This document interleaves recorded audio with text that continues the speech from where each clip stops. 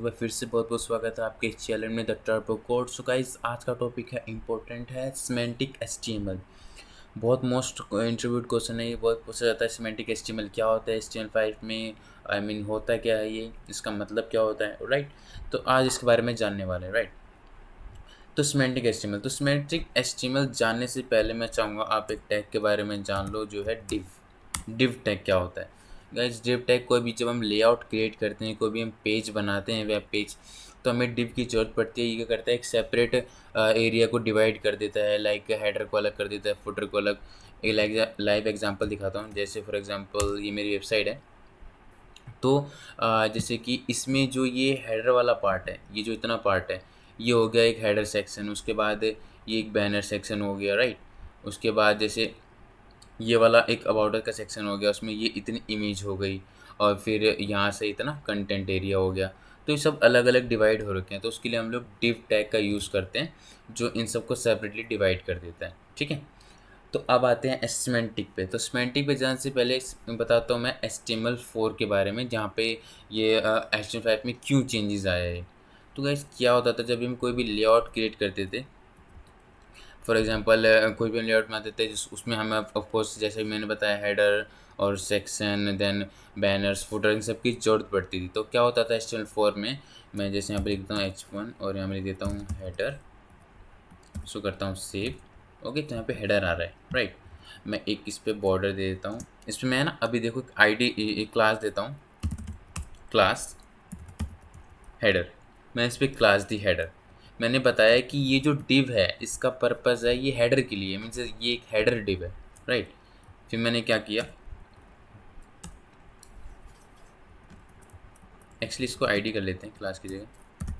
ID class क्या होती है, इसके लिए ऑलरेडी वीडियो बना रखी है मैंने, लिंक में दे दूँगा ऊपर। ओके, तो उसके बाद मैंने इसके लिए हेडर डिफाइन कर दिया कि ये जो डिव है, इस ये बस हेडर फॉर्मेट के लिए।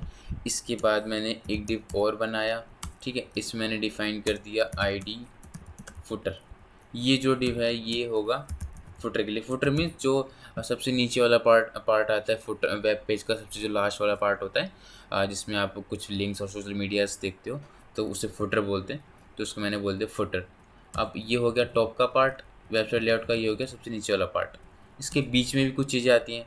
फॉर एग्जांपल आप कोई सेक्शंस बना रहे हो, तो उसके लिए मैंने एक डिव बना दिया, उसमें मैंने दे दी आईडी सेक्शन, कि सेक्शन का वर्क करेगा इस वाले डिव का, ठीक है।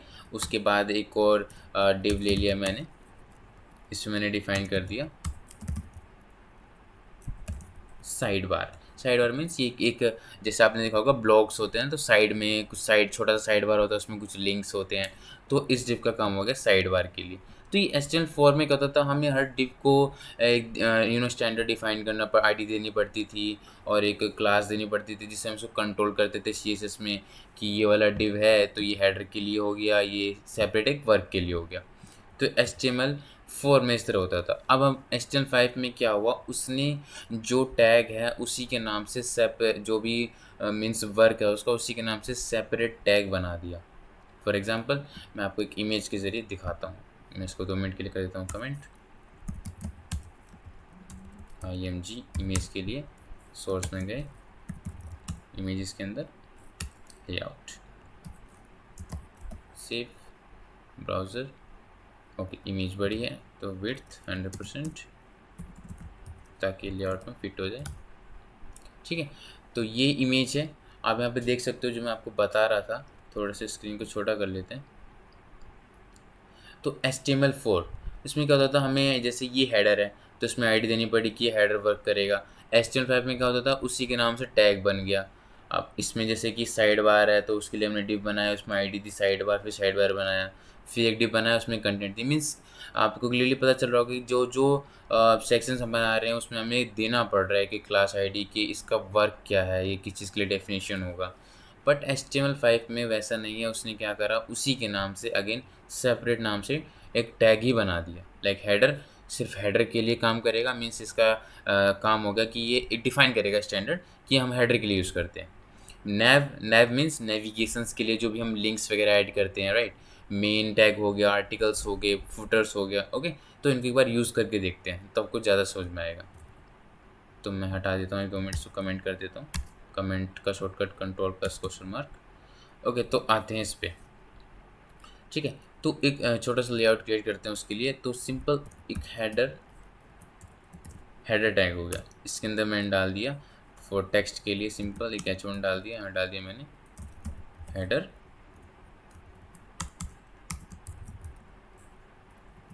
फुटर,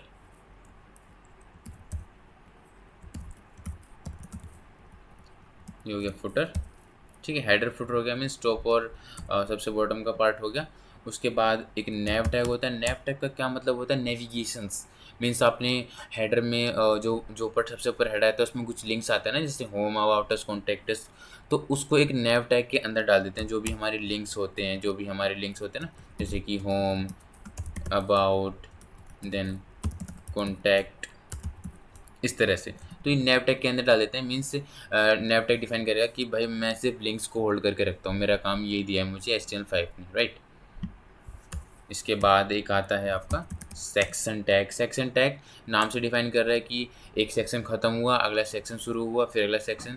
तो जैसे कि आपका बैनर सेक्शन ख़त्म हुआ, देन आपका अबाउट अस का सेक्शन चालू हुआ, फिर उसके बाद आपका लाइक गैलरी सेक्शन स्टार्ट हुआ।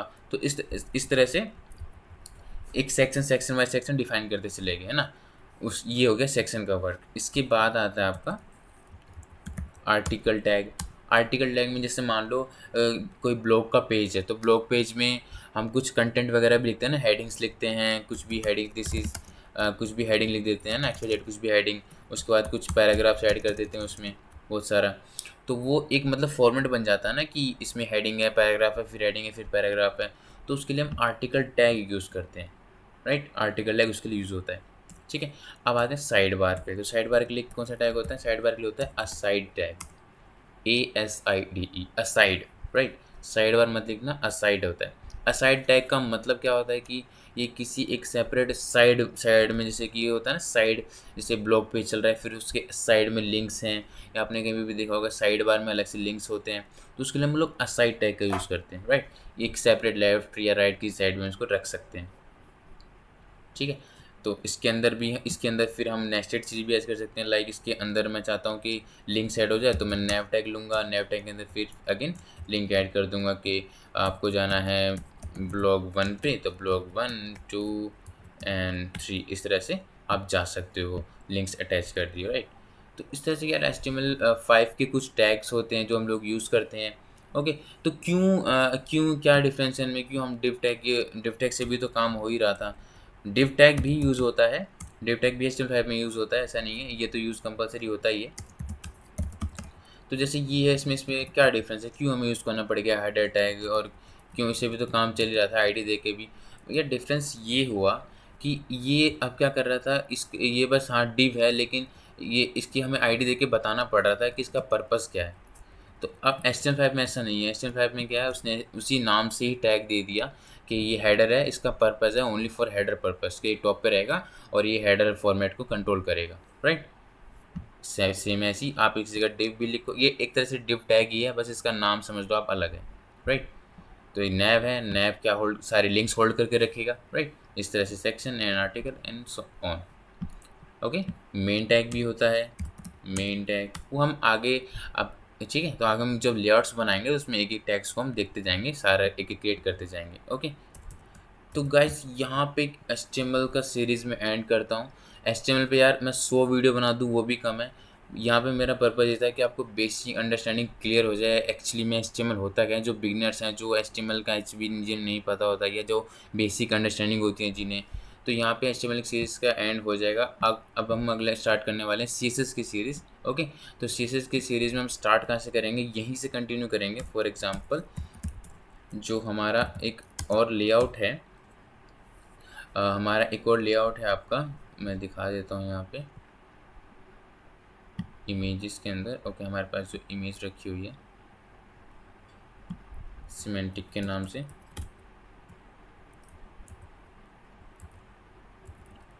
Semantic, right. तो ये जो फर्स्ट होगा ये हम चीज़ में बनाएंगे कि ये हेडर है, बैकग्राउंड कलर आ रहा है, फिर उसके बाद नैव आ रहा है, फिर आर्टिकल है, उसके अंदर सेक्शन है, और इस साइड में असाइड है। तो ये HTML5 का सिमेंटिक HTML का फॉर्मेट होता है, ठीक है। तो यहाँ पे HTML की सीरीज़ एंड होती है गाइस, और आपको अब मिलेंगे आपको नेक्स्ट सीरीज़ में CSS के बारे में जानेंगे, CSS कैसे यूज़ करते हैं, नॉर्मल और रीसेट CSS क्या होती है कि करके उसको देखने वाले हैं। और सबसे पहले हम ये स्ट्रक्चर बनाने वाले हैं। तो गाइस कैसा लगा आपको वीडियो कमेंट में ज़रूर बताना, और आपको कोई नए टॉपिक जिसको आपको समझ नहीं आ रहा है उस टॉपिक में आप कमेंट कर सकते हो, मैं उस टॉपिक पे वीडियो बना दूंगा, राइट। तो गाइज लाइक शेयर सब्सक्राइब और बेल नोटिफिकेशन याद से ऑन कर लो, CSS की वीडियोस का अपडेट्स आपको आता रहेगा, राइट। तो मिलते हैं गाइज नेक्स्ट सीरीज़ में। टिल देन गाइज प्रैक्टिस करते रहो और कोड करते रहो। मिलते हैं। Good luck, good bye.